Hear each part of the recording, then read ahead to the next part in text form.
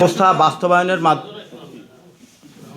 Equipment identity register ব্যবস্থাপনা বাস্তবায়নের মাধ্যমে মোবাইল শিল্পে যে অস্থিরতা, সহিংসতা এবং ব্যাপক অর্থনৈতিক ক্ষতি সৃষ্টি হয়েছে তার পেছনে একটি সংগঠিত সিন্ডিকেট ও নির্দিষ্ট ব্যক্তিকেন্দ্রিক প্রভাব কাজ করছে।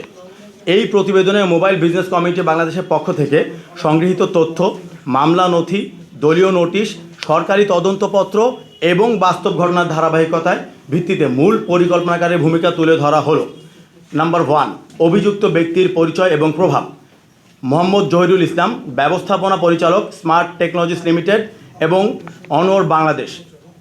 জহিরুল ইসলাম তথাকথিত 9 কোম্পানির মোবাইল সিন্ডিকেটের একটি গুরুত্বপূর্ণ অংশ এবং এনআইআর ব্যবস্থাকে ব্যবহার করে পুরো মোবাইল শিল্পকে একচেটিয়া নিয়ন্ত্রণ নেওয়ার নেপথ্যে পরিকল্পনায় যুক্ত। নাম্বার 2, জুলাই 2024 গণ অভ্যুত্থান এবং ছাত্র হত্যা মামলার সংশ্লিষ্টতা। প্রাপ্ত নথি অনুসারে 2024 সালের জুলাই গণ অভ্যুত্থানের সময় সংগঠিত হত্যাকাণ্ড সংক্রান্ত একটি মামলায় রামপুরা থানায় দায়েরকৃত মামলা নং 20 দাখিল 15 জুন 2025। এই মামলার প্রধান আসামি ছিলেন সাবেক স্বরাষ্ট্রমন্ত্রী এবং আসামির সংখ্যা ছিল মোট 127 জন। উক্ত মামলায় মোহাম্মদ জহিরুল ইসলাম 18 নং আসামি হিসেবে তালিকাভুক্ত, রেফারেন্স নাম্বার EBYVL।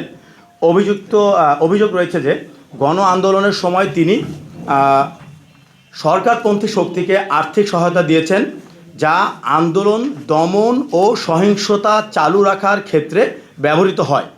এই তথ্য থেকে প্রশ্ন ওঠে, যিনি গণ আন্দোলনের সময় জনগণের পাশে দাঁড়াননি, তিনি আজ কিভাবে হাজার হাজার ক্ষুদ্র ব্যবসায়ীর জীবিকা নির্ধারণের জন্য নীতি নির্ধারক হয়ে উঠলেন? অর্থ পাচার এবং দুর্নীতির অভিযোগ।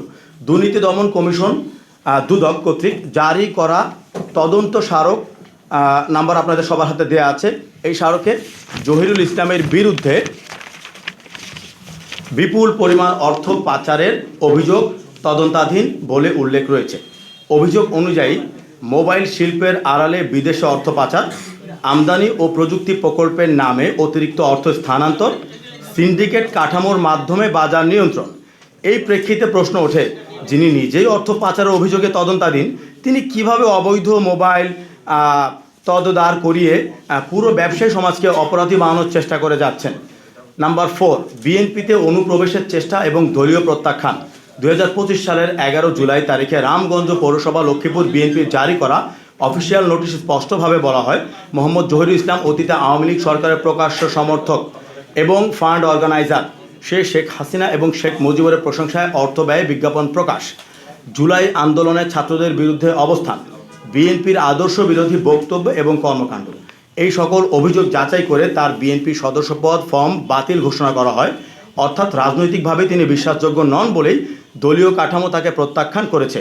নাম্বার 5, এনআইআর বাস্তবায়নে অস্বাভাবিক তৎপরতা এবং অর্থায়ন।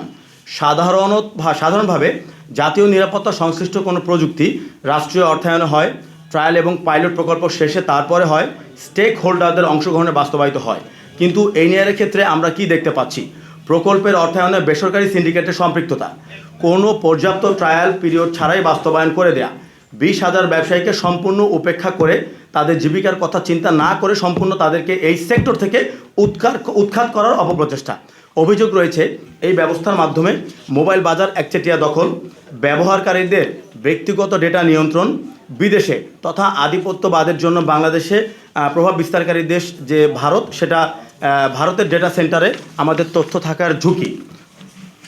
এসব প্রশ্ন জাতীয় নিরাপত্তার জন্য উদ্বেগজনক। নাম্বার 6, 1 জানুয়ারি 2026-এর পর বাস্তব প্রভাব। এনআইআর চালুর পরই যা হয়েছে তা হচ্ছে 2 বছর পুরনো ফোনও নেটওয়ার্ক থেকে বিচ্ছিন্ন হয়ে গেছে, যেটা বাংলাদেশে চলমান ছিল, যেটা অলরেডি বিটিআরসি পুরো সময়টা ধরে দাবি করে গেছে। আপনার ফোন যদি ডিসেম্বর না ঠিক, তারা বলেছিল ডিসেম্বরের 16 ডিসেম্বরে এনআইআর চালু করবে। তাদের প্রথম প্রজ্ঞাপন অনুসারে আপনি যদি বাংলাদেশে কোনো একটা ফোন ব্যবহার করেন, সেটা আপনি কুড়িয়ে পান, সেটা আপনি কেনেন, সেটা আপনি উপহার হিসেবে পান। যদি আপনি ডিসেম্বরের 15 তারিখ রাত 12টার 1 মিনিট আগেও এটাতে বাংলাদেশি সিম ইনসার্ট করেন, অটোমেটিক এটা মোবাইল ফোন যেটা বাংলাদেশের পুরো নেটওয়ার্কের সাথে অটোমেটিক নিবন্ধিত হবে, সেটার কখনো বিচ্ছিন্ন হবে না। সেটার জন্য কোনো ট্যাক্স দেওয়ার বিষয়, কোনো পেপার ওয়ার্ক, কোনো কিছু তারা ডিমান্ড করবে না। অথচ যেই দিন তারা চালু করে 1 জানুয়ারি, সেই দিন বাংলাদেশে কয়েক লক্ষ ফোন নেটওয়ার্ক থেকে ডিসকানেক্ট হয়ে গিয়েছিল। তারা এটা সমাধান পেয়েছে কি পায় নাই, এমন কোনো সঠিক তথ্য বিটিআরসি এখন পর্যন্ত গণমাধ্যমকে দেয় নাই। একজন নাগরিকের এনআইডির অধীনে শত শত ফোন নিবন্ধন। আমরা পিআই ফোন ব্যবসায়ীরা একটা ফোন কিনে আনি, একটা ফোন বিক্রি করি। আমরা স্মার্টফোন বিক্রি করি, ব্র্যান্ডের ফোন বিক্রি করি। আমাদের সারা বাংলাদেশের ঝটিকা অভিযান দিয়েও কোনো আইনশৃঙ্খলা সংস্থা বের করতে পারবে না আমাদের কোনো ফোনে 2টা আইএমআই নাম্বার মিলে যায় একটা ফোনে। তাদের দাবি একটা আইএমআই নাম্বার দিয়ে বাংলাদেশে 4 কোটি ফোন ব্যবহার হচ্ছে, প্রায় 4 কোটি। অথচ এই আইএমআই নাম্বারগুলো যদি একটা এনআইডির এগেনস্টে নিবন্ধন হয়, আপনারা যারা সংবাদকর্মী আছেন, আপনাদের আইএমআই নাম্বার দিয়ে আপনার এনআই ডেটাবেজে গেলে দেখতে পাবেন 500 থেকে 1000 আইএমআই নাম্বার পর্যন্ত আপনাদের নামে রেজিস্টার করা যে ফোনগুলো আপনারা চালান নাই, এবং সেগুলো আপনার আইএমআই নাম্বারের জন্য ইন্টারন্যাশনাল কিছু ডেটাবেজ আছে, সেখানে চেক করা যায় ফ্রি। ওখানে চেক করে দেখবেন সেটা এমন কোনো মডেল যেটা বাংলাদেশে উৎপাদনকারী যে প্রতিষ্ঠান আছে অফিসিয়াল তাদের, তার মানে তারা আমাদের ডাটা ব্যবহার করে, আমাদের ব্যক্তিগত তথ্য ব্যবহার করে তারা নিবন্ধন করে দিচ্ছে এবং সেটা ট্যাক্স ফাঁকি দিচ্ছে। তারপর বিষয় সার্ভারের ত্রুটি এবং নিরাপত্তাজনিত দুর্বলতা। এটা নিয়ে আমাদের সংবাদ মাধ্যমে, গণমাধ্যমে, বিভিন্ন ছোটো বড়ো চ্যানেল এবং যারা আইটি নিয়ে বেশ জ্ঞান রাখে ফেসবুকে সাধারণ ব্যবহারকারী সর্বস্তরের জনগণ এটা নিয়ে পোস্ট করেছে। জানুয়ারি মাসে 1 তারিখ থেকে 5 তারিখ আপনারা সেগুলো ফেসবুকে চলমান পোস্ট পাবেন। এরপরের বিষয় হচ্ছে গ্রাহকের অজান্তে আইএমআই নাম্বার নিবন্ধনের অভিযোগ, যেটা আমি একটু আগে বলেছি। তো বিশেষজ্ঞদের মতে এই অস্বাভাবিক নিবন্ধন প্যাটার্ন স্থানীয় অ্যাসেম্বলি কোম্পানির কৃত্রিম অ্যাক্টিভেশন বাড়ানোর সঙ্গে সংশ্লিষ্ট হতে পারে। সব কথার এক কথা, আমি আমার বক্তব্য এখানে শেষ করতে চাই। বিষয় হচ্ছে আমাদের